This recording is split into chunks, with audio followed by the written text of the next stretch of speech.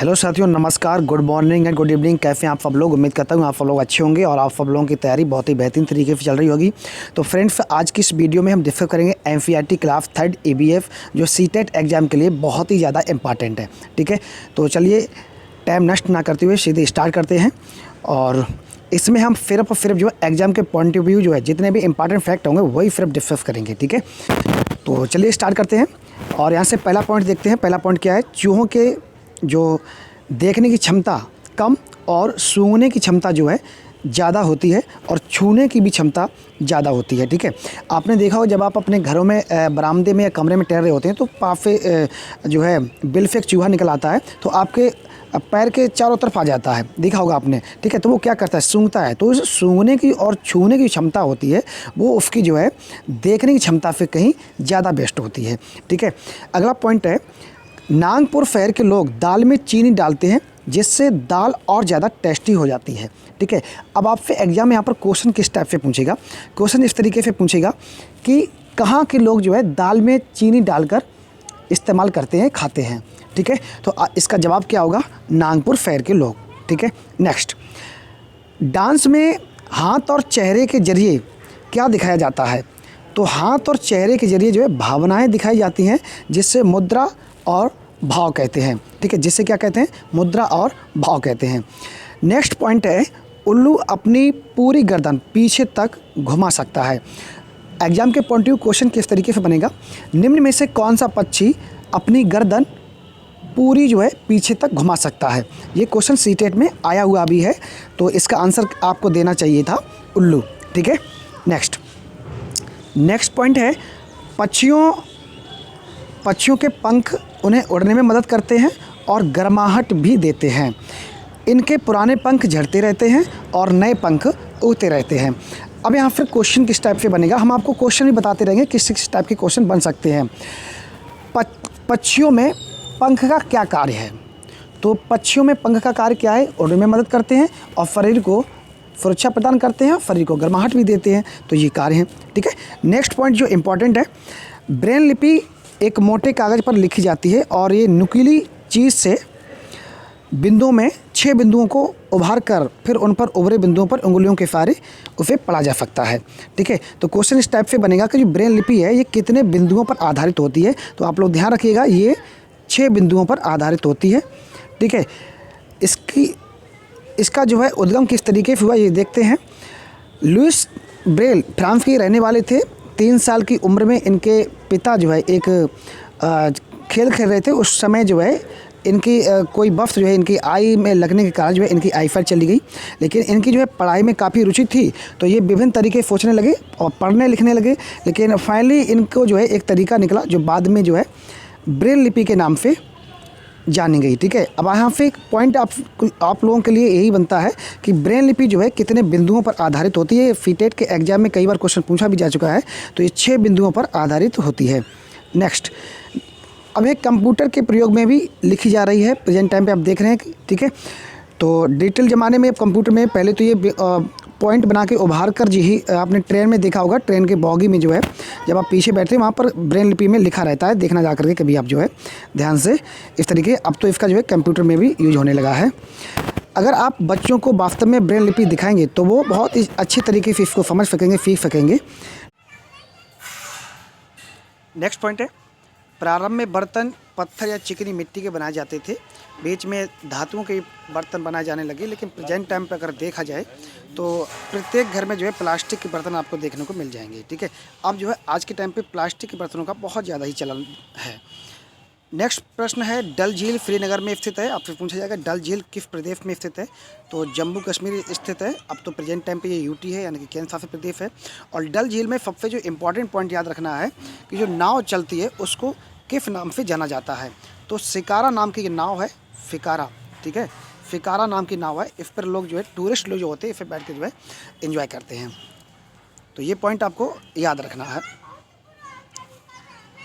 House boat Srinagar में पाई जाती है। पूछा जाएगा आपसे कि हाउस जो बोट होती है कहाँ पर पाई जाती है? तो ये श्रीनगर में पाई जाती है। पक्षी फलों को कीड़े से बचाते हैं और कीड़े किस तरीके से बचाते हैं? तो वो कीड़े खाकर बचाते हैं। बज्जू गांव किस राज्य में स्थित है? तो ये राजस्थान में स्थित है, कई बार एग्जाम में क्वेश्चन पूछा जा चुका है, तो आप लोग ध्यान रखिएगा। सिंबल्स क्यों ज़रूरी होते हैं? तो मैप के अंडरस्टैंडिंग के लिए जो है सिंबल्स ज़रूरी होते हैं। सांप कहाँ खाए जाते हैं? तो सांप कहाँ खाए जाते हैं? हांगकांग में सांप खाए जाते हैं। अब सांप से संबंधित जो है यहाँ पर आप लोगों को जो है बहुत ही महत्वपूर्ण जानकारी हम देने जा रहे हैं, समझिएगा। देखिए, अगर हम भारत की बात करें तो भारत में 4 प्रकार के सांप पाए जाते हैं। नांग यानी कि किंग कोबरा, करैट, अकाई और दुबई। ठीक है, तो इसमें जो यानी किंग कोबरा आपको ध्यान रखना है कि निम्न में से कौन सा सांप जो है घोंसला बनाता है। इस तरीके का क्वेश्चन बनेगा तो इसका आंसर क्या होगा? इसका आंसर होगा किंग कोबरा। ठीक है, किंग कोबरा एक ऐसा सांप है जो अपना घोंसला बनाता है। ये सीटेट के एग्जाम में क्वेश्चन पूछा भी जा चुका है। अब इसमें नेक्स्ट जो पॉइंट है, किस कहाँ के लोग जो है सांप का मांस जो है सूप बनाकर खाते हैं, इस टाइप से क्वेश्चन बनेगा। कहाँ के लोग? ठीक है, तो हांगकांग के लोग। और जो सूप बनता है उसको किस नाम से जानते हैं? तो लिंग हु फैन के नाम से जानते हैं। किस नाम से जानते हैं? लिंग हु फैन के नाम से जानते हैं। ये क्वेश्चन बहुत बार सीटेट में पूछा जा चुका है। ठीक है, सांपों को जो है किसान का मित्र भी कहा जाता है। और विश्व का सबसे लंबा अगर जीव देखा जाए तो वो है अजगर। कौन सा बेटा? अजगर है। ठीक है, ध्यान रखिएगा। और विश्व में अगर आपसे पूछा जाता है कि सांप सर्वाधिक कहाँ पाए जाते हैं, तो भूमध्य रेखा के आसपास पाए जाते हैं।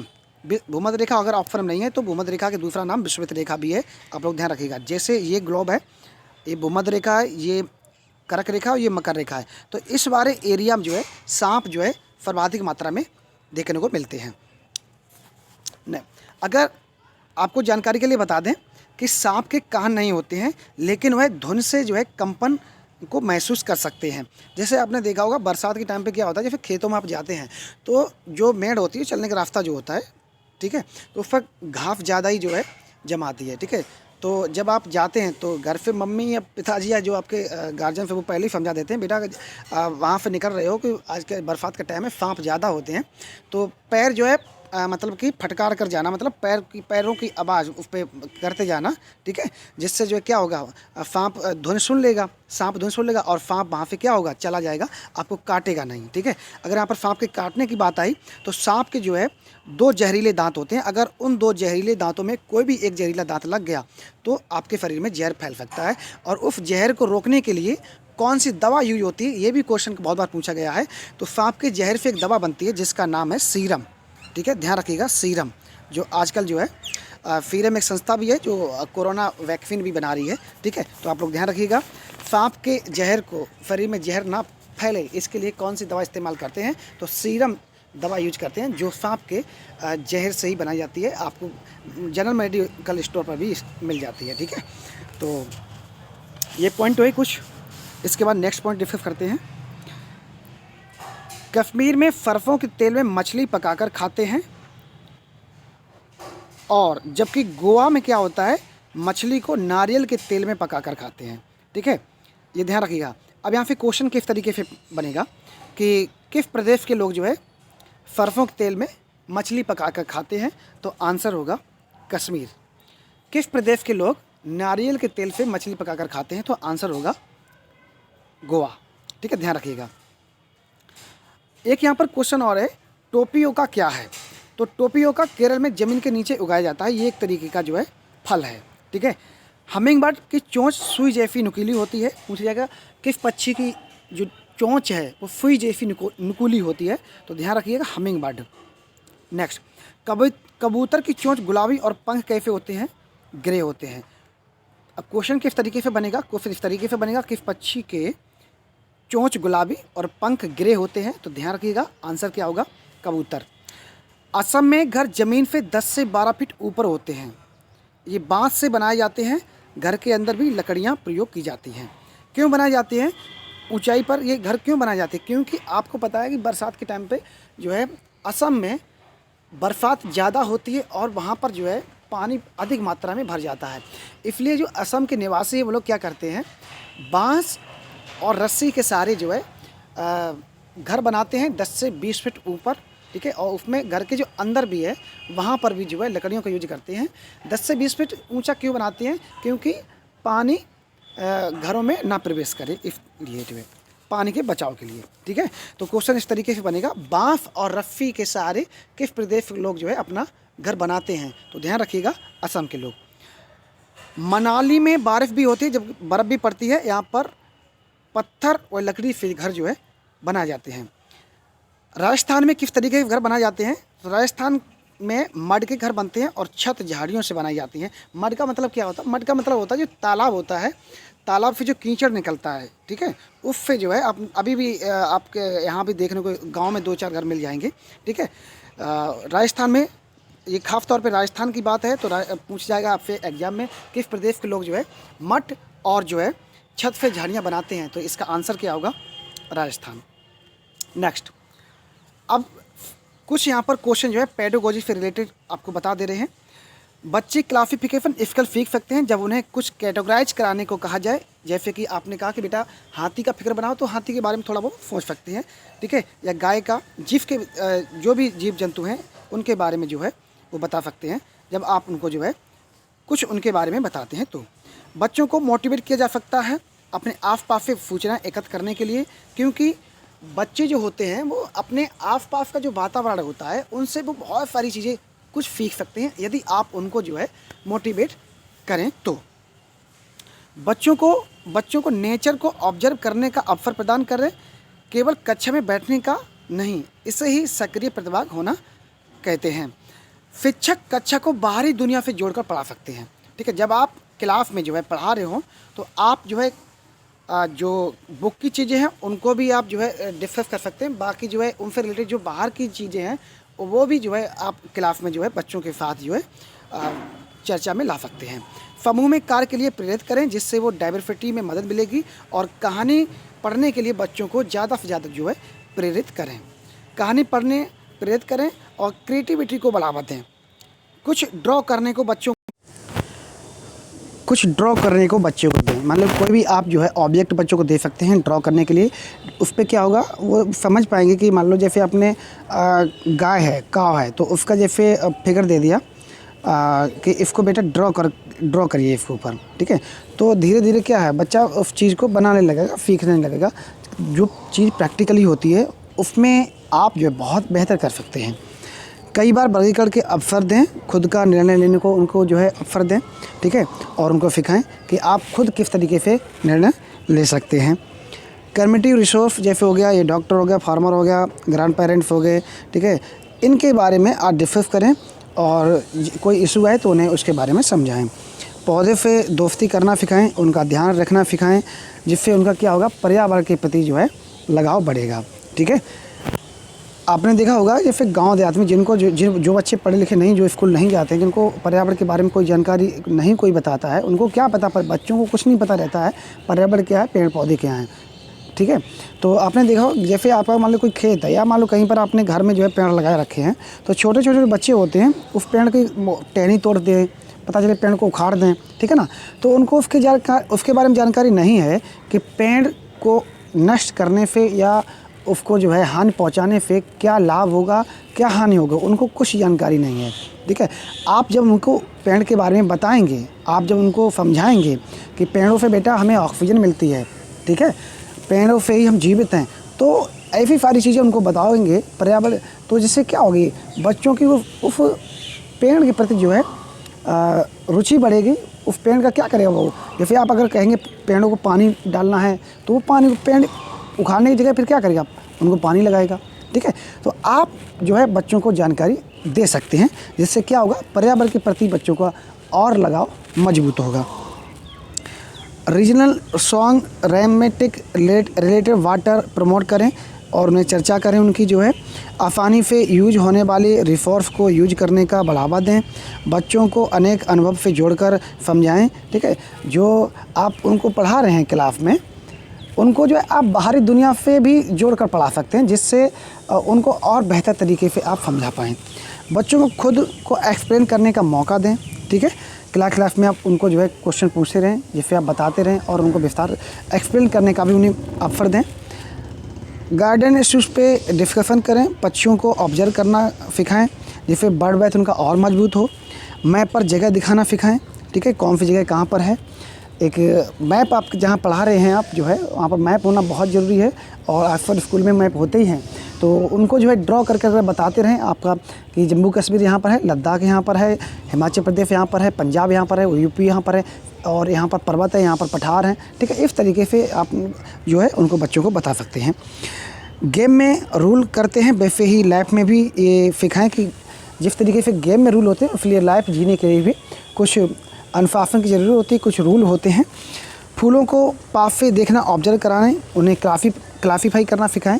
जैसे आप वहाँ पर गेंदे के फूल, गुलाब के फूल जो है, चमेली के फूल, तमाम सारे फूल लगा सकते हैं और उनको बता सकते हैं कि ये इसका फूल है, ये इसका फूल है, अच्छी तरीके से, ठीक है। पर्यावरण, समाज आदि को जो है विषय परिवर्तन लाने में बताएं उनको जो है। साथ में खाने पीने के इवेंट्स जो है उनको ऑर्गेनाइज कराएं। बच्चों को सिखाएं कि वह अपने पड़ोसी साथ बड़े लोगों से पुराने समय की बातें करना सिखाएं, जिससे क्या होगा, उनकी हिस्ट्री और ज़्यादा मजबूत होगी। पुराने समय में जो लड़ाइयाँ हुई हैं या पुराने समय जो आपके साथ ऐतिहासिक घटनाएं घटित हुई हैं या माँ बाप के साथ जो भी ऐतिहासिक घटनाएं घटित हुई वो बच्चों से चर्चा मिला सकते हैं, जिससे उनकी क्या होगी, इतिहास में रुचि बढ़ेगी और इतिहास भी उनका और मजबूत होगा। सेफ्टी रूल के बारे में ज़रूर जानकारी दें, ठीक है। जैसे मान लो बच्चा घर से स्कूल निकलता है तो रोड पे जो है किस साइड उसको चलना चाहिए, ठीक है। वाहन आते समय किस तरीके से हमें क्रॉस करना चाहिए, इन सब के बारे में जानकारी बच्चों को देना चाहिए।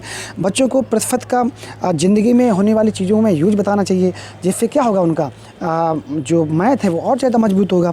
टेम्परेचर को समझाने के लिए न्यूज़पेपर या न्यूज़ रिपोर्ट का जो है सहारा ले सकते हैं। अनटचेबिलिटी के न्यूज़पेपर के बारे में डिस्कस कर सकते हैं। और सारी चीज़ें जो है बच्चों के साथ डिस्कस कर सकते हैं। तो ये थी NCERT क्लास 3 की EBF, ठीक है। सीटेट एग्ज़ाम के लिए ये EBF जो है बहुत ही ज़्यादा इंपॉर्टेंट है। लगभग जो है क्लास 3, 4, 5 से 10 से 12 क्वेश्चन जो है आपके यहाँ पे पूछे जाते हैं प्रतिवर्ष, जो है आप बैक पेपर उठा के देखेंगे तो, ठीक है। ये क्लास 3 का वीडियो, जल्दी आपको क्लास 4 और 5 का वीडियो भी मिल जाएगा। Thank you for listening. जय हिंद, जय भारत।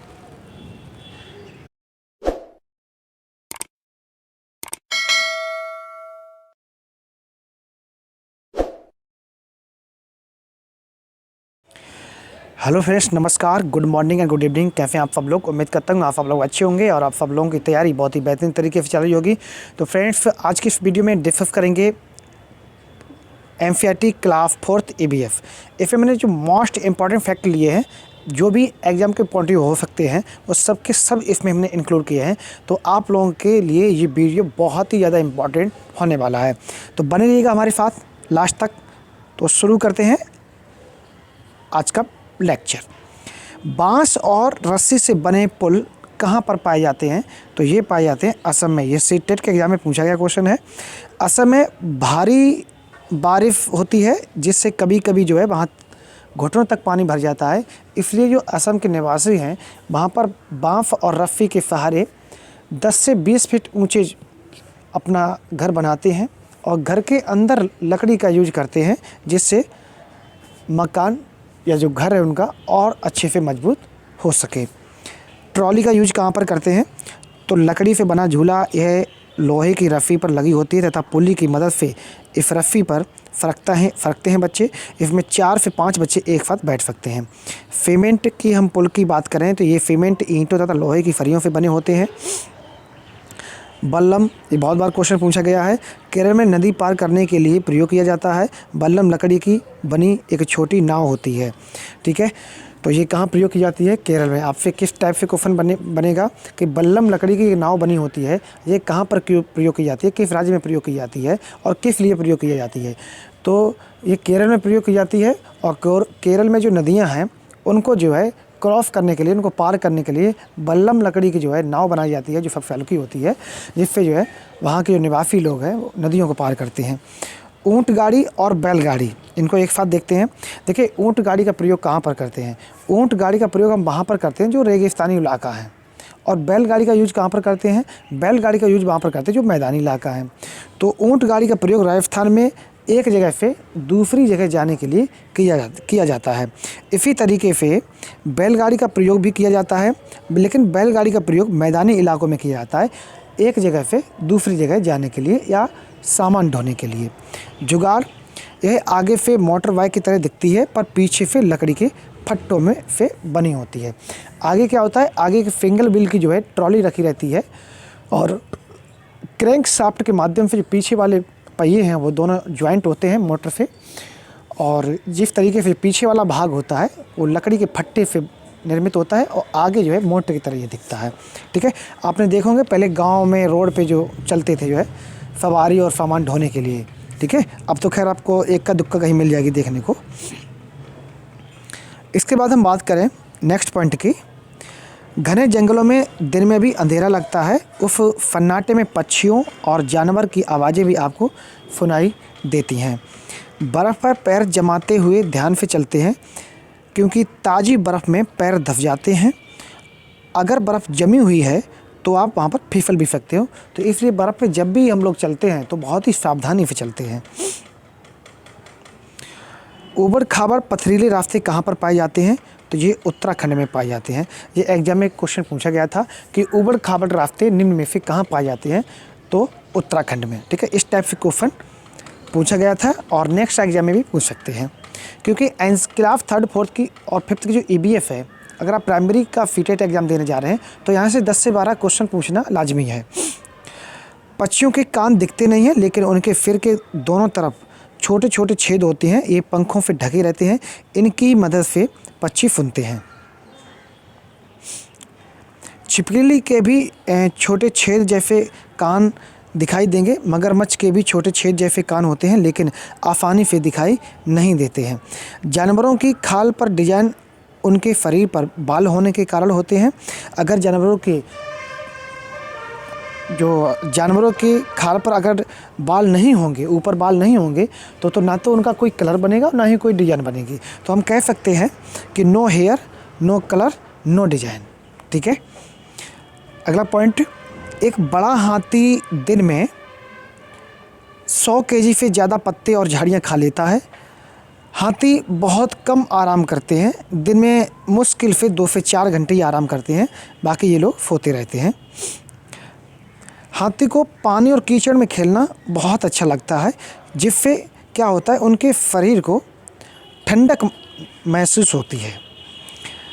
हाथी के कान पंख जैसे होते हैं। गर्मी लगने पर हाथी क्या करते हैं, आपने देखा होगा, जब भी हाथी को गर्मी लगती है तो वो कान जो है अपने हिलाने लगते हैं। कान क्यों हिलाते? जिससे उनको हवा मिलती है, और हवा मिलने से उनकी गर्मी जो है कुछ शांत होती है। 3 महीने का हाथी के अंदर कितना वेट होता है, ये आपसे पूछा जा सकता है एग्जाम में। तो 200 kg का वेट होता है। 3 महीने के हाथी का जो बच्चा होता है उसका कितना वेट होता है, तो 200 kg। हाथी का झुंड केवल हथनियाँ और बच्चे ही रहते हैं। झुंड की सबसे बुजुर्ग हथनी ही पूरे झुंड की नेता होती है। 10 से 12 हथनी और बच्चे होते हैं इसमें, और जैसे वो 14-15 साल के होते हैं वैसे झुंड छोड़ देते हैं, और मतलब 14-15 साल तक तो रहते हैं, इसके बाद जो है वो झुंड छोड़ देते हैं। ठीक है, तो पूछ लेंगे आपसे एग्जाम में कि जो हाथी के बच्चे हैं झुंड में कितने दिनों तक रहते हैं, कितने साल तक रहते हैं, तो लगभग 14 से 15 साल तक रहते हैं। इसके बाद जो है वो झुंड को छोड़ देते हैं। हाथी परेशानी आने पर एक दूसरे को जो है आवाज़ निकालते हैं एक दूसरे के तरीके से, और वो इकट्ठे हो जाते हैं, और इकट्ठे होने पर एक दूसरे को वो क्या करते हैं, मदद करते हैं। राजस्थान के जोधपुर में एक खेजड़ी गांव है, खेजड़ी गांव। यहाँ पर खेजड़ी नामक वृक्ष पाए जाते हैं। ये काफ़ी चर्चा में है, और यहाँ से हर बार लगभग जो है क्वेश्चन पूछा जाता है अब फीटेट के एग्ज़ाम में। खेजड़ी गांव के लोग पेड़ों को काटने से बचाने के लिए 300 साल पहले पेड़ों से चिपक कर खड़े हो गए थे। हुआ क्या था कि कुछ लोग जो है जो खेजड़ी वृक्ष है उनको काटने आए खेजड़ी गाँव के पास, क्योंकि खेजड़ी जो वृक्ष है ये दवा के काम भी आता है, और इसकी लकड़ी जो है बहुत कठोर होती है, और इसकी जो फलियां होती हैं यहाँ से ये लोग क्या करते हैं, अपना सब्जी बनाते हैं, और जो पत्ते होते हैं उनसे जो पेड़ यहाँ पर के जानवर हैं वो लोग खाते हैं। ठीक है, तो इसलिए एक खिजड़ी वृक्ष जो है बहुत ही ज़्यादा यूजफुल वृक्ष है। तो यहाँ के लोग क्या किया, यहाँ के लोग जो थे, और वहाँ के कुछ लोग पेड़ काटने आए खिजड़ी वृक्ष को, वहाँ के लोग जो थे वो पेड़ के चारों तरफ चिपक गए, पेड़ को उन्होंने कौरिया लिया, ठीक है ना, अपने में, जिससे जो है उन्होंने कहा कि यदि आप खेजड़ी वृक्ष को काटना चाहते हैं तो सबसे पहले क्या होगा कि आपको मुझको काटना पड़ेगा, मुझे मारना पड़ेगा, इसके बाद ही जो है आप वृक्ष को काट सकते हो। तो इस तरीके से उन लोगों ने जो है वृक्ष की रक्षा की। आज 3 साल के बाद भी यहाँ के लोग जो बिश्नोई कहलाते हैं, पेड़ों और जानवरों की रक्षा करते हैं। ठीक है, और वहाँ के जो लोग हैं, यही क्वेश्चन पूछा जा सकता है, वहाँ के लोग जो हैं वो किस संप्रदाय से संबंधित हैं। तो ध्यान रखना, वहाँ के जो लोग हैं वो बिश्नोई संप्रदाय से रिलेटेड हैं।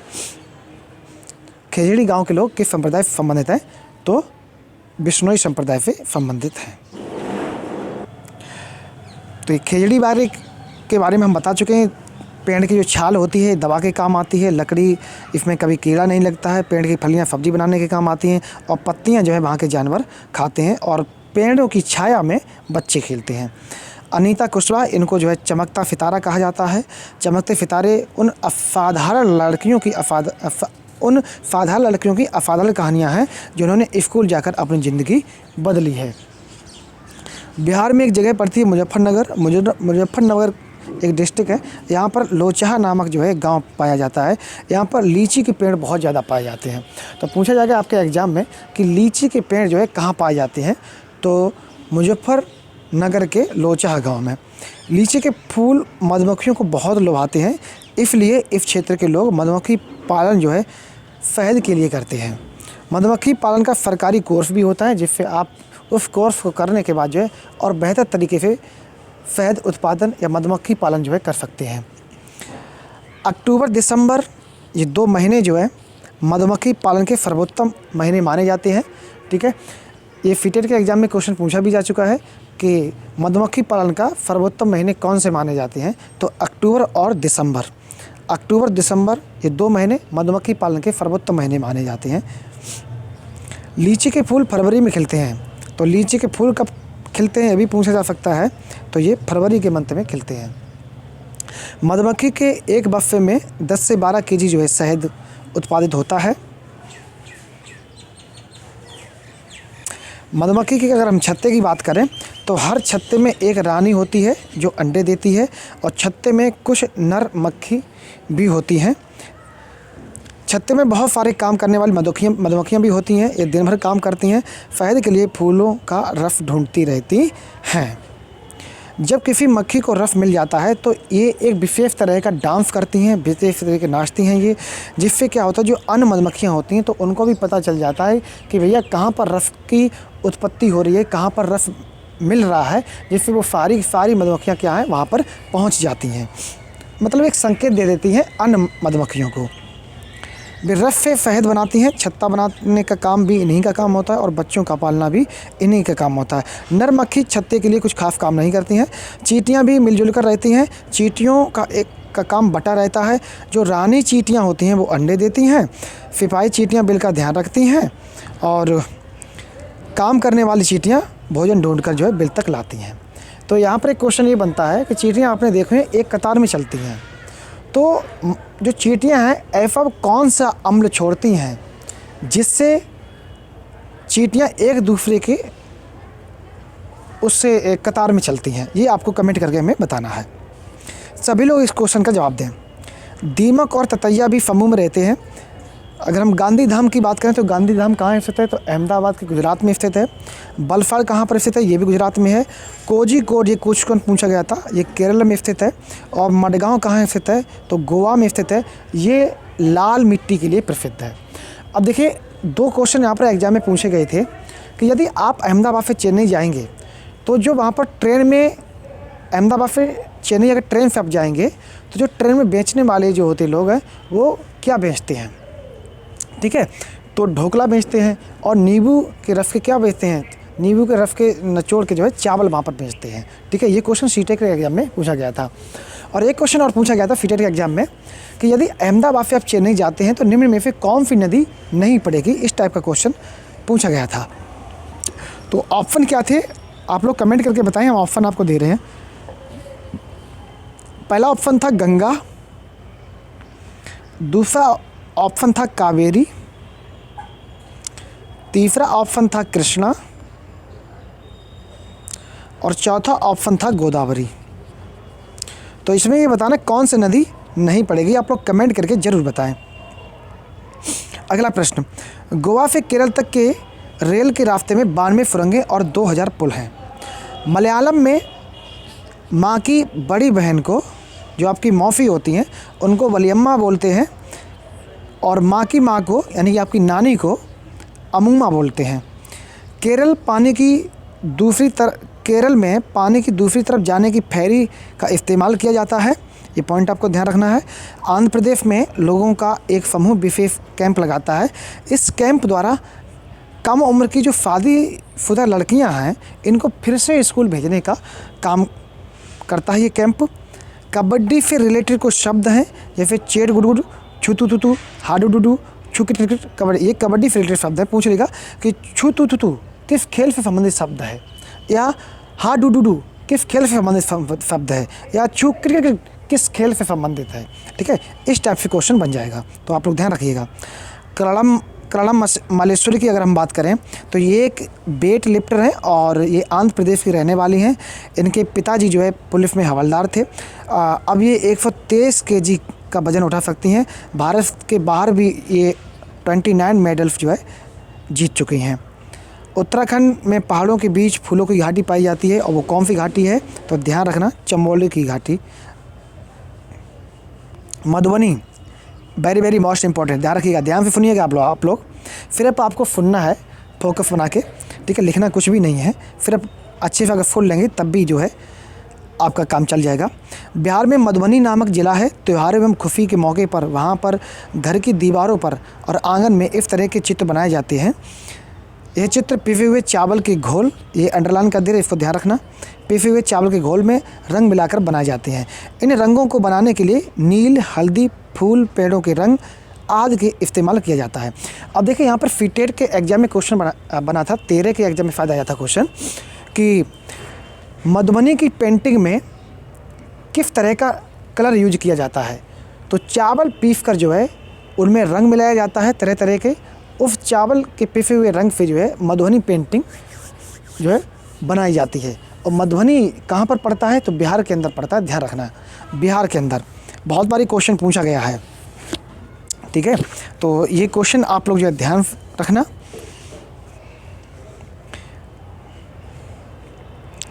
अगला प्रश्न, अगला पॉइंट देखते हैं। अगला पॉइंट हम आपको ऐसे बता, एक क्वेश्चन और पूछा गया था कि केरल के निकटवर्ती राज्य कौन से हैं। केरल के निकटवर्ती राज्य कौन से है, ये क्वेश्चन पूछा गया था। तो ध्यान रखिएगा, जैसे कि ये वी है, ये वी है, और केरल आपको पता है यहाँ पर पड़ता है। मैप देखिए, अगर आपको मैपिंग नहीं आती है तो कम से कम 2 से 3 क्वेश्चन आपके छूट जाएंगे। तो सबसे पहले भारत का मैप खरीदिएगा और पूरे के पूरे जो है वहाँ पर उसको देखिएगा। पहले एक बार उसको कॉपी करिएगा, अपनी कॉपी में एक बार मैप बनाइएगा और सारे के सारे स्टेट और यूटी दर्शाइएगा। इसके बाद जो है बिना देखे उनको दर्शाइएगा, क्योंकि यहाँ पे अगर आपका मैप का अध्ययन किए होंगे तो काफ़ी क्वेश्चन यहाँ पे सही हो जाते हैं। अब जैसे यही क्वेश्चन पूछ लिया गया कि केरल के निकटवर्ती राज्य बताओ, तो इधर तो देखो ये केरल है, ये वाला कर्नाटक है, और ये कौन सा पड़ता है, ये तमिलनाडु पड़ता है। तो केरल के 2 पड़ोसी स्टेट हो गए, कर्नाटक और तमिलनाडु, ध्यान रखना। एक क्वेश्चन और पूछा गया था सीटेट के एग्जाम में, जो क्वेश्चन पूछा गया वो आपको बता दें। एक क्वेश्चन पूछा गया, कौन सी बीमारी रुके पानी से होती है। तो ध्यान रखना, मलेरिया और हैजा, ये 2 बीमारियां ऐसी हैं, उसमें मलेरिया ऑप्शन था तो मलेरिया क्लियर करना था। ये रुके हुए पानी से होती है, और मलेरिया के उपचार के लिए, मलेरिया की जो बीमारी उसको ठीक करने के लिए कौन सी दवा यूज की जाती है, ठीक है। तो जो कौन सी दवा यूज की जाती है और वो दवा जो बनती है वो किस पेड़ की छाल से बनती है, ये क्वेश्चन पूछा गया था। तो ध्यान रखना, कुनैन, भूल मत जाना।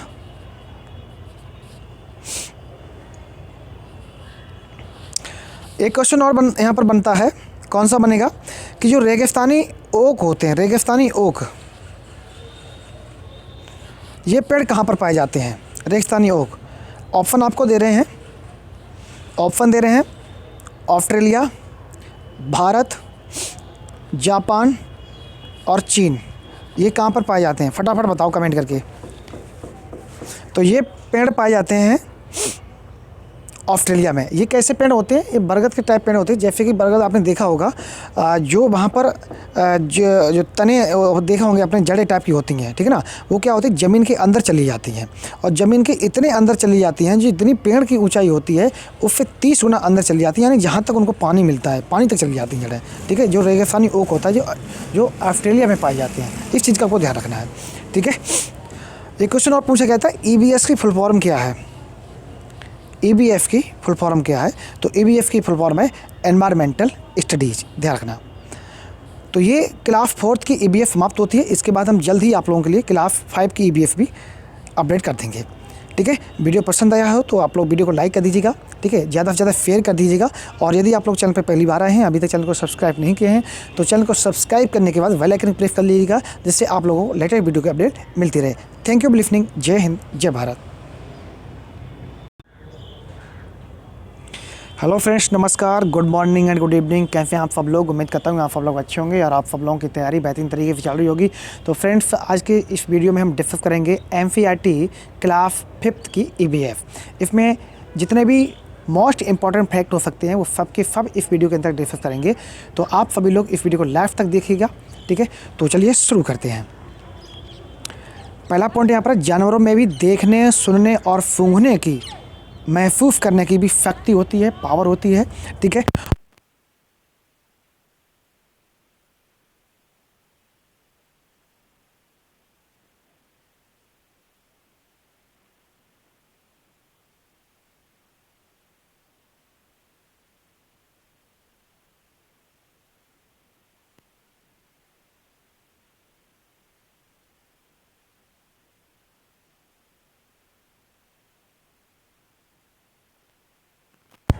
नेक्स्ट पॉइंट है, मच्छर हमारे शरीर की गंध, खासकर पैरों के तलवे की जो गर्मी होती है उसको जो है, जैसे आपके तलवे में पसीना आ गया, उसको वहाँ से क्या निकलती, गंध निकलती है, तो वहाँ से जो है क्या करते हैं वो लोग, उनको सूंघ लेते हैं, तुरंत वो आ जाते हैं और आपको काट लेते हैं, ठीक है। यानी आपकी जो हीटिंग है, आपकी जो गर्मी है, पैरों के तलवों की जो गर्मी है, उससे मच्छर आपको ढूंढ लेते हैं। इसका तात्पर्य ये होगा। सड़कों पर कुत्तों को भी अपनी जगह बटी होती है। एक कुत्ता दूसरे कुत्ते के जो है मलमूत्र गंध से जान लेता है कि ये कुत्ता हमारे इलाके का नहीं है, दूसरे इलाके का कुत्ता है, ठीक है। किससे जान लेता है? मलमूत्र से जान लेता है। नेक्स्ट पॉइंट, रेशम का कीड़ा अपनी मादा की उसकी गंध कई किलोमीटर दूर से पहचान लेता है। ये ध्यान रखना, ये पॉइंट अच्छा पॉइंट है। रेशम का जो कीड़ा होता है अपनी मादा को उसकी गंध से कई किलोमीटर दूर से ही पहचान लेता है कि ये हमारी मादा है, ठीक है। अगला पॉइंट है, आमतौर पर माना जाता है कि दिन में जागने वाले जानवर कुछ रंग देख पाते हैं, रात में जागने वाले जानवर हर चीज़ को सफ़ेद और काली ही देखते हैं। तो पूछा जाएगा कि जो रात में जानवर जागते हैं उनको कैसी वस्तु दिखाई देती है? तो सफ़ेद और काली वस्तुएं दिखाई देती हैं, ध्यान रखना। अगला पॉइंट है, सांप के बाहरी कान नहीं होते हैं, ज़मीन पर हुए कंपन को ही वह सुन पाते हैं। इसके बारे में, सांप के बारे में फर्स्ट वीडियो हम चर्चा कर चुके हैं विस्तार से। जंगल में ऊंचे पेड़ पर बैठा लंगूर पास आती मुसीबत जैसे शेर और चीता को देखकर एक खास तरह की आवाज़ निकालते हैं, जिससे उनके साथी होते हैं उनको संदेश देता है। इस काम के लिए पक्षी भी खास आवाज़ निकालते हैं, जिससे वो क्या होते हैं, सब के सब जो है इकट्ठे हो जाते हैं। और पक्षी भी जब उनको मुसीबत आती है तो एक वो खास तरह की आवाज़ निकालते हैं, जिससे जो सब के सब पक्षी होते हैं वो भी जो है इकट्ठे हो जाते हैं। अगला पॉइंट, कुछ पक्षी अलग खतरों के लिए अलग तरह की आवाज़ निकालते हैं। मछलियाँ खतरों की चेतावनी एक दूसरे को बिजली तरंगों से देती हैं। कुछ जानवर तूफान या भूकंप आने से कुछ समय पहले अजीब हरकतें करने लगते हैं। जंगलों में रहने वाले लोग समझ जाते हैं। जैसे आपने देखा होगा, बिल्ली आपके घर में है तो अगर कोई घटना घटित होगी तो बिल्ली ज़रूर जो है वहाँ पर कोई गतिविधि करेगी, कुत्ता कोई गतिविधि करेगा, ठीक है ना। भूकंप आने वाला हो तो सबसे पहले क्या होता है, बिल्ली, कुत्ते, जो जंतु ये है चमगादड़, इनको पहले जो है पता चलता है, ठीक है। जिम कॉर्बेट नेशनल पार्क कहाँ स्थित है? तो ये उत्तराखंड में स्थित है। जिम कॉर्बेट नेशनल पार्क कहाँ स्थित है? ये उत्तराखंड में स्थित है। राजस्थान के भरतपुर ज़िले में घाना पक्षी विहार है, ध्यान रखना। सपेरों को क्या कहते हैं? तो सपेरे जो पकड़ने वाले होते हैं ना, जो सांप को पकड़ते हैं उनको क्या बोलते हैं? या जो आपने देखा होगा जो गांव में सांप जो है दिखाते हैं, ठीक है ना, उनको क्या बोलते हैं? कालबेलिया बोलते हैं। उनको क्या बोलते हैं बेटा? कालबेलिया बोलते हैं। नांग गुम्फन ऐसे डिज़ाइन रंगोली, कढ़ाई और दीवारों को सजाने के लिए सौराष्ट्र, गुजरात और दक्षिण भारत में प्रयोग की जाती है। तो पूछा जाएगा नांग गुम्फन जो है कहाँ पर प्रयोग की जाती है? तो सौराष्ट्र, गुजरात और दक्षिण भारत में। कालबेलिया नाच में सांप जैसी मुद्राएं होती हैं। तुम्बा, खंजरी, बीन ये सूखी लौकी से बनाए जाते हैं। आपने देखा होगा सुबह सुबह मॉर्निंग में गांव में या आपके शहर में भी आ जाते हैं लोग हैं, एक खोखली लौकी होगी, उसमें एक बीच में धागा बांध लेते हैं और वो कतार से जो है उसको बजाते हैं और फिर गाते हैं। देखा होगा आपने जो है, ठीक है। हमारे देश में पाए जाने वाले सांपों में केवल 4 तरह के सांप ही जहरीले होते हैं, जैसे नांग, करैत, दुबैया और अफाई। नांग या कोबरा किंग, ठीक है ना। और कोबरा किंग एक ऐसा सांप है जो घोंसला बनाता है, ध्यान रखना। और नाग जब काट लेता है, ठीक है ना, तो उसके जहर को मारने के लिए, उसके शरीर में जहर ना फैले, इसके लिए कौन सी दवा यूज करते हैं? तो ध्यान रखना, सीरम दवा यूज करते हैं जो सांप के जहर से ही बनाई जाती है। जब सांप किसी को काटता है तो उसके 2 खोखले जहर वाले दांतों से उस व्यक्ति के शरीर में जहर चला जाता है। उस व्यक्ति की दवाई सीरम दी जाती है जो सांप के जहर से बनाई जाती है। इसके बारे में बता चुके हैं आप लोगों को।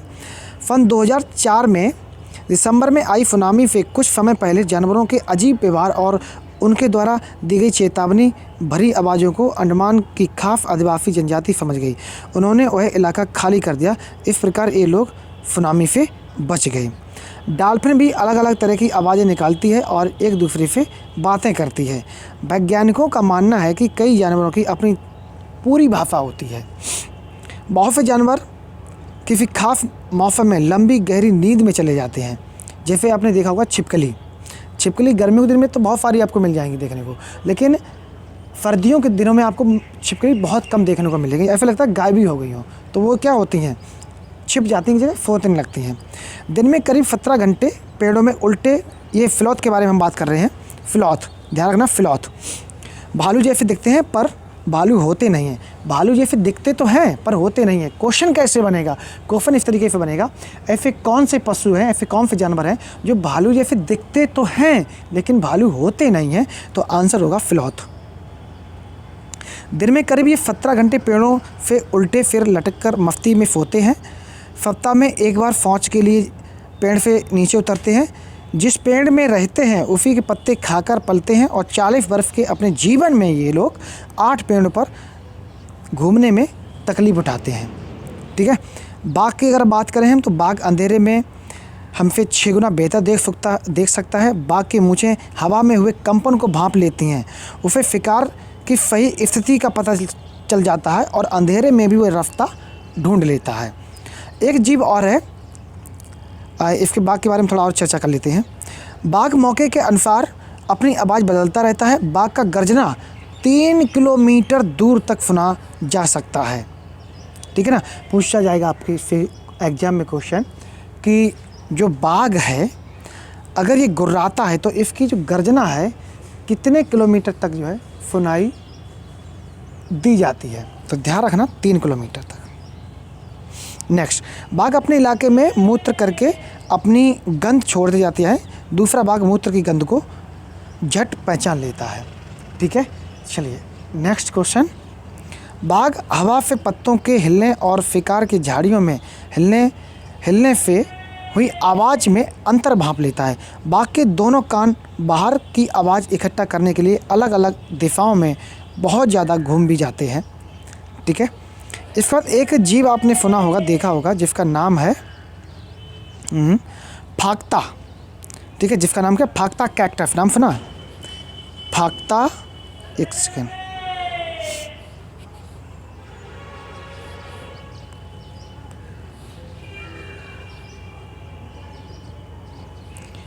फाक्ता कैक्टस। यह पक्षी कांटों के बीच या मेहंदी के पेड़ के बीच में घोंसला बनाता है, ठीक है। और गौरैया कबूतर कहाँ पर घोंसला बनाते हैं? ये आमतौर पर पुराने घरों के, जो पुराने घर हैं आपने देखो जो आपके पुराने घर वहाँ आप जाओगे तो वहाँ पर आप कबूतर देखने को मिल जाएगा, कबूतर घोंसले घर देखने को मिल जाएंगे, गौरैया घर देखने को मिल जाएंगी, उल्लू को घर देखने को मिल जाएंगी, ठीक है ना। और बसंत गौरी ये पेड़ के तने में गहरा छेद बनाकर अंडे देती है, ठीक है। और गौरैया कबूतर उल्लू ये कहाँ पर, ये पुराने घरों में आपको देखने को मिलेंगे। और कौवे के घोंसले में क्या देखने को मिलते हैं, कौवे के घोंसले में आपको तार या कांटे वाले जो टहनियाँ वो देखने को मिल जाएंगी आपको कौवे के घोंसले में।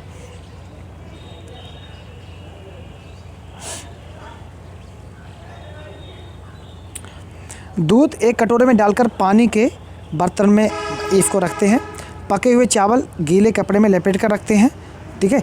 यानी पके हुए चावल हम किस में रखते हैं, तो गीले कपड़े में लपेट कर रखते हैं। हरा धनिया इसको उबालते हैं। प्याज लहसुन खुले में रखते हैं नमी बचाकर। एक क्वेश्चन यहाँ पर सीटेट के एग्जाम में पूछा गया था कि भैंस की पीठ पर अक्सर बगुला पक्षी बैठा दिखाई देता है, क्यों। आपने देखा होगा जब आप जानवर चुगाने जाते हैं या जो भी लोग जाते हैं चुगाने से पूछना कि जब जानवर चुगते हैं तो उनके पीठ पर बगुला बैठ जाता है।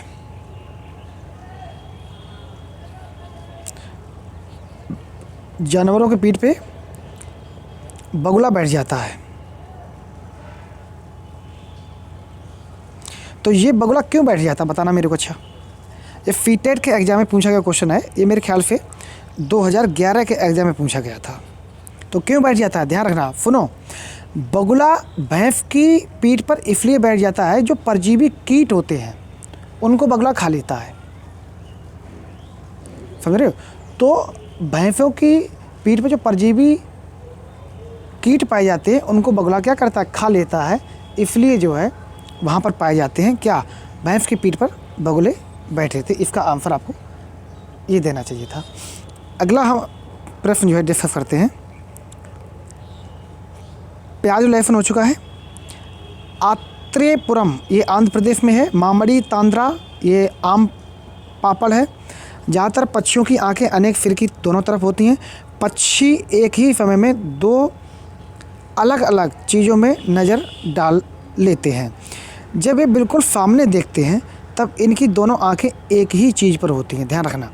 जब ये सामने देखते हैं, जैसे आपने बगुला देखा होगा, तो बगुला जब सामने देखता है तो उसका फोकस सिर्फ शिकार पर होता है, ठीक है। इस तरीके से जो भी पक्षी होते हैं जब वो एक तरफ देखते हैं तो उनका शिकार क्या होता है, उनका शिकार शिकार क्या, उनका जो ध्यान होता है वो एक तरफ ही होता है। ज़्यादातर पक्षियों की आँखों की पुतली घूम नहीं सकती, वे अपनी गर्दन हिलाकर यानी कि घुमाकर ही आसपास की वस्तुएं देखते हैं। तो आपको यहाँ पर कमेंट करके बताना है ऐसा कौन सा पक्षी है जो अपनी गर्दन 360 डिग्री घुमा लेता है, यानी कि पूरी की पूरी गर्दन घुमा लेता है। पक्षी जब दोनों आंखें एक ही चीज़ पर केंद्रित करते हैं तो उन्हें चीज़ की दूसरी का एहसास ही नहीं होता है। सॉरी, यहाँ पर ये था पॉइंट। पक्षी जब दोनों आंखें एक ही चीज़ पर केंद्रित करते हैं तो उन्हें चीज़ की दूरी का एहसास होता है। अगला पॉइंट है, जब अलग अलग चीज़ों पर केंद्रित करते हैं तो उनका देखने का दायरा जो है वो क्या होता है, बढ़ जाता है, ठीक है। नेक्स्ट पॉइंट है, चील, बाज और गिद्ध हमसे 4 गुना ज़्यादा देख पाते हैं। तो पूछ लेगा यहाँ पर क्वेश्चन किस तरीके से बनेगा, ऑप्शन दे देगा, पूछ लेगा मनुष्य से ज़्यादा कौन सा पक्षी जो है 4 गुना ज़्यादा देख लेता है। तो ध्यान रखना, चील, बाज और गिद्ध ये हमसे कहीं 4 गुना ज़्यादा देख सकते हैं। अगर आप 1 किलोमीटर तक का एरिया देख सकते हैं तो ये जो है 4 किलोमीटर तक का एरिया देख सकते हैं।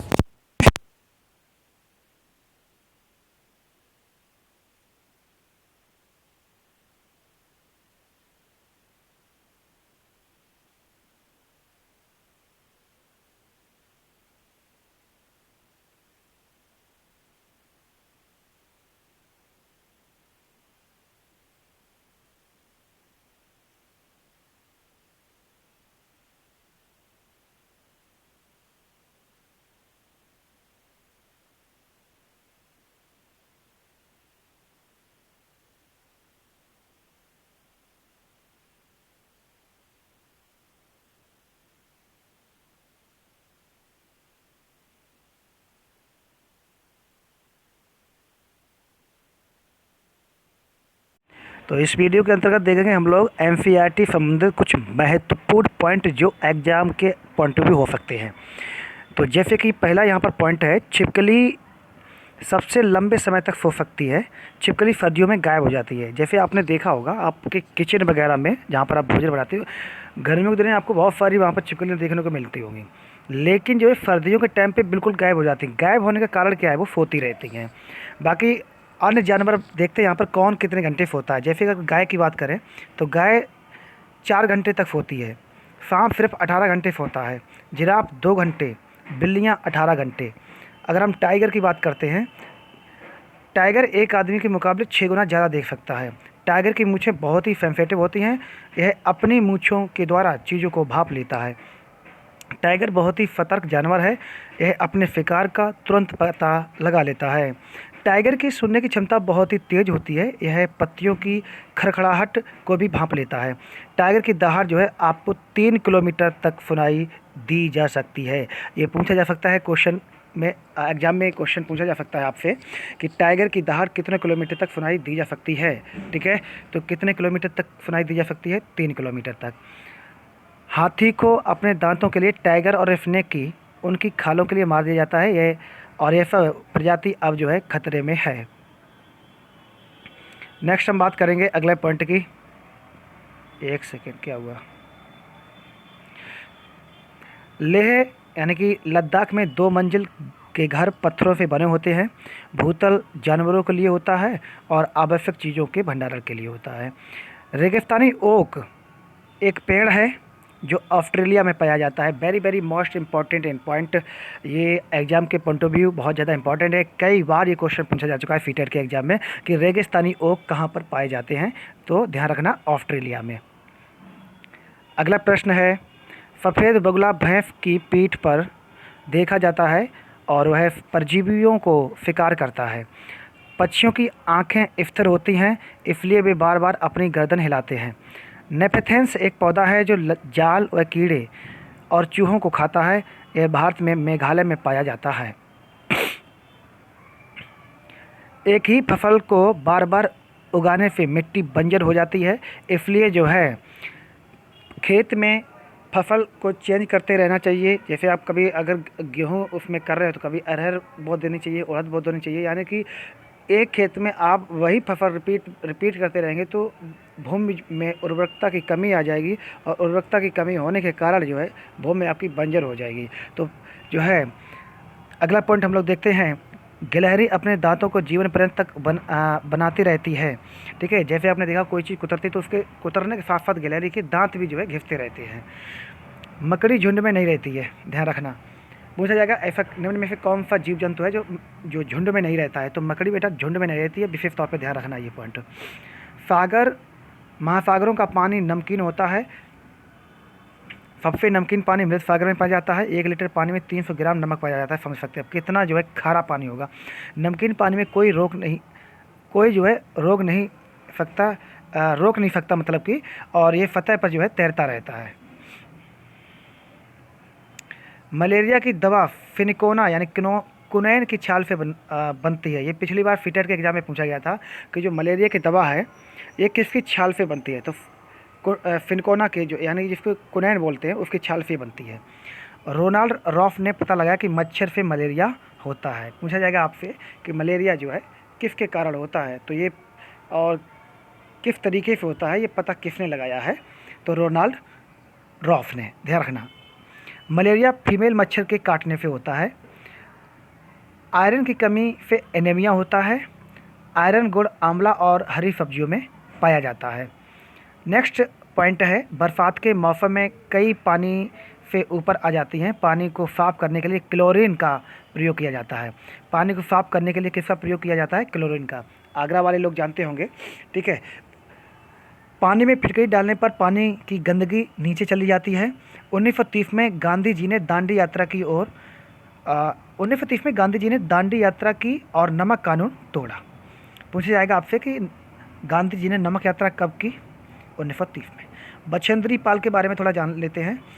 बछेंद्री पाल भारत की पहली महिला हैं जो माउंट एवरेस्ट की चोटी तक पहुंची और विश्व की 5वीं महिला बनी। माउंट एवरेस्ट नेपाल में स्थित है। माउंट एवरेस्ट की ऊंचाई जो है यहाँ पर गलत लिखी हुई है। अब प्रेजेंट टाइम पे जो ऊंचाई है वो 8,848.86 मीटर है, ध्यान रखना। अगर ऑप्शन में ये नहीं है तो आप 8,850 को भी क्लिक कर सकते हैं। बछेंद्री पाल नाकुरी गांव से हैं जो उत्तराखंड में स्थित है। बछेंद्री पाल ने ट्रेनिंग के लिए नेहरू इंस्टीट्यूट ज्वाइन किया जो उत्तरकाशी में स्थित है। बछेंद्री पाल के गाइड का नाम ब्रिगेडियर ज्ञान सिंह था। 1984 में माउंट एवरेस्ट की फतह करने वाली बछेंद्री पाल को सिलेक्ट किया गया था। बछेंद्री पाल माउंट एवरेस्ट की सबसे ऊंची चोटी यानी सागरमाथा पर 1:05 पर पहुंची और वहां लगभग 45 मिनट तक रहीं। एक पर्वतारोही के चढ़ते समय 90 डिग्री का एंगल बनाना होता है, ठीक है, ध्यान रखना। एक अगर कोई पर्वतारोही है वो पर्वत पे चढ़ना चाहता है तो कितने डिग्री का एंगल बना के जो है चढ़ेगा, तो 90 डिग्री, ध्यान रखना। यदि हमें सर्दी में गर्म रहना है तो भरपूर मात्रा में विटामिन और आयरन लेना चाहिए।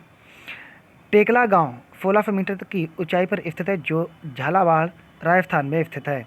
जल में जीवों को जीवित रहने के लिए बीओडी कितना होना चाहिए? 4%। धुन की तीव्रता कैसे मापी जाती है? डेसिमल से, ठीक है। धुन की तीव्रता किस तरीके से मापी जाती है तो ध्यान रखना डेसिमल से।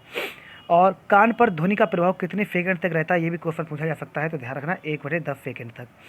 इटाई रोग किसके कारण होता है तो ये कैडमियम के कारण होता है। नेक्स्ट पॉइंट है, धान के खेतों में कौन सी गैस उत्सर्जित होती है? वेरी वेरी मोस्ट इंपॉर्टेंट, तो ये मीथेन।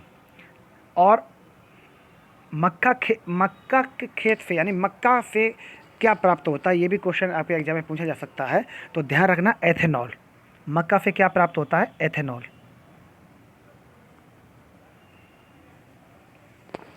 प्रोजेक्ट एलिफेंट कब शुरू हुआ था? 1992 में।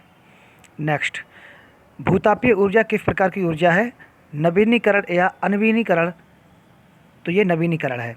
भारत में कुल कितना वन क्षेत्र है?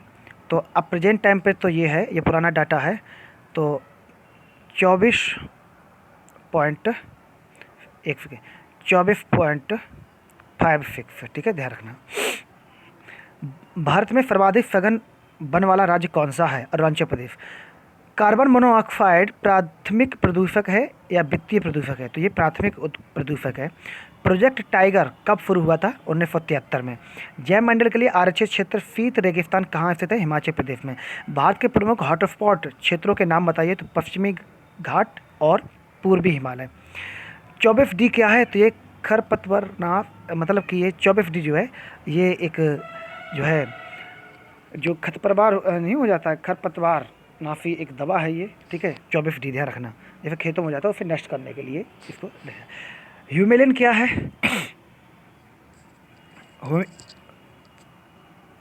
तो ये एक मानव जनित प्रदूषण है। स्पेस डिबरी से आप क्या समझते हैं? अंतरिक्ष में कूड़ा करकट। कृत्रिम वर्षा कराने में कौन सा तत्व शामिल है? Ag मतलब कि आर्गन। अम्ल वर्षा कराने में कौन से तत्व शामिल हैं? Na और F के डाई और ट्राई ऑक्साइड। अम्ल वर्षा किस प्रकार का प्रदूषण है? तो वायु प्रदूषण है। इकोसिस्टम तथा इकोलॉजी शब्द किसने दिया? ओफ्लो ने। ओजोन दिवस कब मनाया जाता है? वेरी वेरी मोस्ट इंपॉर्टेंट, तो ये मनाया जाता है 16 सितंबर को। जैव विविधता दिवस कब मनाया जाता है? 22 मई को। विश्व जल दिवस कब मनाया जाता है? 22 मार्च को। देखिए, विश्व जल दिवस मनाया जाता है 22 मार्च को, ठीक है ना। और विश्व पृथ्वी दिवस मनाया जाता है, यानी पृथ्वी दिवस मनाया जाता है 22 अप्रैल को, ध्यान रखना। इसको याद करने के लिए ट्रिक क्या है? याद करने के लिए ट्रिक ये 2-2 बूंद के लिए मारे मारे फिरते हैं या कहाँ पर? पृथ्वी पर। तो 2-2 बूंद क्या हो जाएगा? 2-2 बूंद मतलब जल दिवस। 2-2 बूंद मतलब 2-2 बूंद, बूंद का मतलब जल। 2-2 बूंद। 22 मार्च को क्या मनाया जाता है? जल दिवस मनाया जाता है। और 22 अप्रैल को क्या मनाया जाता है? पृथ्वी दिवस। ये दोनों पॉइंट अच्छे से ध्यान रखना। पर्यावरण दिवस 5 जून को मनाया जाता है, ठीक है। आप लोग कमेंट करके हमें बताइएगा, पर्यावरण दिवस 5 जून को मनाया जाता है, तो पर्यावास दिवस कब मनाया जाता है? पर्यावास दिवस कब मनाया जाता है? विश्व खाद्य दिवस कब मनाया जाता है? तो ये मनाया जाता है 16 अक्टूबर को। विश्व खाद्य दिवस 16 अक्टूबर को। भारत सरकार ने किस जीव को राष्ट्रीय जलीय जीव घोषित किया है? डॉल्फिन को। कौन सी गैस रखते हीमोग्लोबिन के परिवहन को बाधित करती है? तो CO। UNEP का मुख्यालय कहाँ स्थित है? नैरोबी। अगला पॉइंट, ब्लू बेबी सिंड्रोम जल में किस तत्व की अधिकता कारण होती है? नाइट्रोजन। मौसम संबंधी घटनाएं, बादलों का बनना, वर्षा, बिजली चमकना, हवाओं का चलना, किस मंडल में सब ये सब होता है? यानी ये सारी घटनाएं जो है किस मंडल में होती हैं? तो इसका आंसर क्या होगा? ध्रुव मंडल। ठीक है ना। नेक्स्ट पॉइंट, रेडियो रेडियो तरंगों का उत्सर्जित होना किस मंडल से संबंधित है? आयन मंडल से। पेयजल का सबसे बड़ा स्रोत कौन सा है? ग्लेशियर। जल भूमि संरक्षण के लिए रामसर समझौता कब हुआ था? तो ये हुआ था 1971 में। ठीक है ना। और रामसर एक शहर का नाम है जो ईरान में स्थित है। फूलों की घाटी कहाँ पर स्थित है? उत्तराखंड के चमोली में। ध्यान रखना, फूलों की घाटी कहाँ पर स्थित है? उत्तराखंड के चमोली में। वन विकास विषय राज्य या केंद्र या समवर्ती सूची का है? वन जो विकास है ये समवर्ती सूची का विषय है। इसमें वन में राज्य का भी सहयोग होता है और केंद्र का भी सहयोग होता है। उत्परिवर्तन के जनक कौन है? तो डार्विन है। जैविक मरुस्थल किस नदी को कहा जाता है? तो दामोदर नदी को कहा जाता है। ईंधन की शुद्धता की जांच के लिए किस संख्या का प्रयोग करते हैं? ऑक्टेन संख्या का प्रयोग करते हैं। वन्य जीव संरक्षण अधिनियम कब बनाया गया था? तो ये बनाया था 1972 में। पर्यावरण संरक्षण कानून कब बनाया गया? 1986 में। वायु प्रदूषण संबंधित कानून कब बनाया गया? 1981 में। ये डेट याद रखिएगा आप लोग। वन संरक्षण अधिनियम कब बना था? तो 1980 में। ओजोन परत की मोटाई किससे मापते हैं हम? तो ओजोन परत की मोटाई डाप्सन यूनिट से मापते हैं। डाप्सन यूनिट से। ठीक है ना। डाप्सन यूनिट से या डाप्सन इकाई से। कलिंग पुरस्कार किस क्षेत्र में दिया जाता है? तो कलिंग पुरस्कार दिया जाता है पर्यावरण के क्षेत्र में। ज्वारीय ऊर्जा के लिए सर्वोत्तम राज्य कौन सा है? गुजरात। पवन ऊर्जा तथा सौर ऊर्जा के लिए सर्वोत्तम राज्य कौन सा है? तो इसका सही जवाब होगा राजस्थान।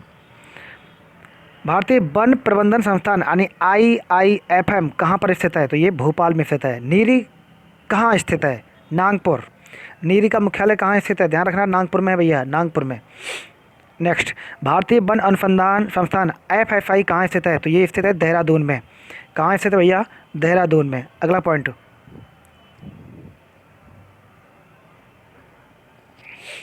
भारत स्टेज क्या है?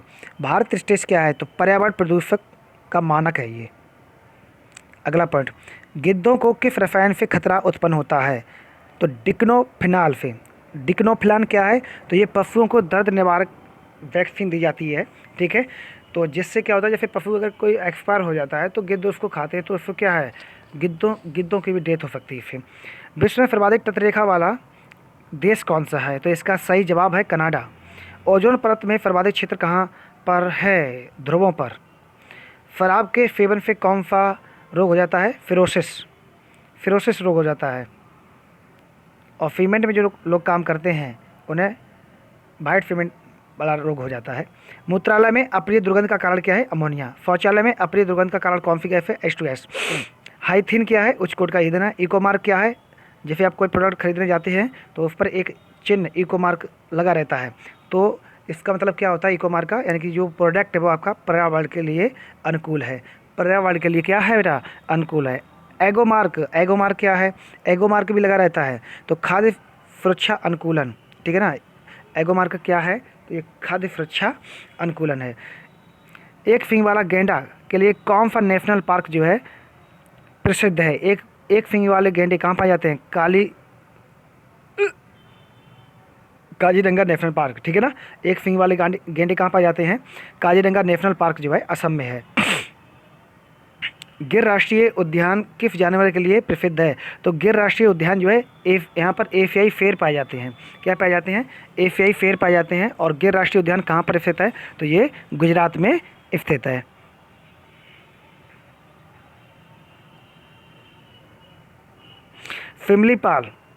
सिमलीपाल नेशनल पार्क कहाँ स्थित है? तो ये उड़ीसा में स्थित है। और किस लिए प्रसिद्ध है? तो ये हाथियों के लिए प्रसिद्ध है। केवलादेव पक्षी विहार या भरतपुर राष्ट्रीय उद्यान कहाँ स्थित है? राजस्थान में स्थित है ये। ठीक है। इसके बाद हम नेक्स्ट पॉइंट बात करते हैं। वायुमंडल की आर्द्रता को किस मापक यंत्र की सहायता से मापा जाता है? हाइग्रोमीटर से। वायुमंडल में विद्यमान अक्रिय गैस कौन सी है? Argon gas. सर्वाधिक लवणता विश्व में किस झील की है? वॉन झील। ये कहाँ पर है? तुर्की में है। ध्रुव मंडल में प्रति 1 किलोमीटर की ऊंचाई पर जाने पर ताप कितना घटता है? 6.4 डिग्री सेंटीग्रेड। क्योटो सम्मेलन का आयोजन किस बर्फ और कहाँ हुआ? जापान 1997 में। हमारे वायुमंडल में सबसे अधिक हाइड्रोकार्बन प्रदूषक कौन सा है? मीथेन। कौन सा देश सर्वाधिक ग्रीन हाउस गैस का उत्सर्जन करता है? चीन। वन्यजीव कोष WWF का मुख्यालय कहाँ है? स्विट्जरलैंड में। किस राज्य में सर्वाधिक राष्ट्रीय उद्यान स्थित है? मध्य प्रदेश में। भारत में सर्वाधिक जैव विविधता किस क्षेत्र में पाई जाती है? तो शांत घाटी यानी पश्चिमी घाट पर पाई जाती है, ये ध्यान रखना आप लोग जो है। वन जीव सप्ताह किस महीने में मनाया जाता है? अक्टूबर के प्रथम सप्ताह में। ग्रीन हाउस फार्मिंग वाला पहला राज्य कौन सा है? पंजाब। इंदिरा गांधी वन्य जीव अभ्यारण्य कहाँ स्थित है? तमिलनाडु में। विश्व की प्रसिद्ध फरेंगेती वन्य जीव अभ्यारण्य कहाँ स्थित है? तो तंजानिया में। बायोगैस से उत्पन्न होने वाली प्रमुख गैस कौन सी है? हीलियम। अगला प्रश्न इंपॉर्टेंट है। लिंग हू फेन किस देश का पकवान है? तो ध्यान रखने का, ये हांगकांग का है। ये सांप का सूप एक तरीके से ही है। ब्रेल लिपि की खोज किस वैज्ञानिक ने की थी? तो लुई ब्रेल ने की थी। ब्रेल लिपि में कितने बिंदु होते हैं? ये क्वेश्चन आपसे पूछा जा सकता है, तो ध्यान रखना 6 पॉइंट होते हैं, 6 बिंदु होते हैं। किस राज्य में घर बारिश के चलते ज़मीन से 10 से 12 फुट ऊंचे बने होते हैं? असम में। जम्मू कश्मीर में चाय को क्या कहा जाता है? कहवा। बल्लम क्या है? तो बल्लम लकड़ी से बनी छोटी नाव को कहते हैं, जो केरल में चलती है। एक हाथी एक दिन में लगभग कितने किलोग्राम पत्ते और झाड़ियाँ खा लेता है? तो ध्यान रखना 100 किलोग्राम से ज़्यादा। खिजड़ी के पेड़ किस राज्य में मिलते हैं? राजस्थान में। मधुमक्खी के पालन के लिए कौन समय उचित है? ये कई बार क्वेश्चन पूछा गया है, तो अक्टूबर से दिसंबर। कर्णम मल्लेश्वरी किस खेल से संबंधित हैं? वेट लिफ्टिंग से संबंधित हैं। केरल में किन फूलों से सब्जी बनाई जाती है? केले के फूलों से। महाराष्ट्र में किन फूलों से सब्जी बनाई जाती है? फैजन के फूलों से। मधुबनी चित्रकला का संबंध किस राज्य से संबंधित है? तो ध्यान रखना बिहार से। उत्तर प्रदेश का कौन सा जिला इत्र के लिए प्रसिद्ध है? कन्नौज। किन लकड़ियों पर दीमक नहीं लगती हैं? तो नीम और कीकर की लकड़ियाँ। ठीक है, नीम और कीकर की लकड़ियाँ होती हैं, उन पर कीड़े या दीमक नहीं लगते हैं। कलचिड़ी यानी इंडियन रोबिन अपना घोंसला कहाँ बनाती हैं? पत्थरों के बीच। कोयल अपने अंडे कहाँ देती है? कौवे के घोंसले में। रेगिस्तानी ओक एक पेड़ है, कहाँ पाया जाता है? तो ऊपर हम चर्चा कर चुके हैं, ये पाया जाता है ऑस्ट्रेलिया में। ध्यान रखना ऑस्ट्रेलिया में, गलत करके नहीं आना आपको क्वेश्चन ये। केरल में ज़मीन के नीचे क्या उगाया जाता है? टेपियोका। विश्व ओजोन दिवस चर्चा कर चुके हैं इसके बारे में, 16 सितंबर को मनाया जाता है। विश्व पर्यावरण दिवस कब मनाया जाता है? 5 जून को। विश्व वानिकी दिवस कब मनाया जाता है? 21 मार्च को। विश्व पर्यावरण दिवस कब मनाया जाता है? अक्टूबर का प्रथम सोमवार। विश्व ओजोन दिवस कब मनाया जाता है? तो ये मनाया जाता है 16 सितंबर को। पृथ्वी दिवस कब मनाया जाता है? सारे के सारे हमने यहाँ पर पर्यावरण दिवस ले लिए हैं। पृथ्वी दिवस मनाया जाता है 22 अप्रैल को। और जल दिवस कब मनाया जाता है? तो 22 मार्च को। विश्व शौचालय दिवस कब मनाया जाता है? तो 19 नवंबर को। विश्व जल दिवस मनाया जाता है 22 मार्च को। विश्व परिवेश दिवस मनाया जाता है 5 अक्टूबर को। विश्व तंबाकू निरोध दिवस मनाया जाता है 31 मई को। यहाँ से एक क्वेश्चन जरूर पूछा जाएगा। भारत का राष्ट्रीय सामुद्रिक पार्क स्थित है कच्छ में। ठीक है।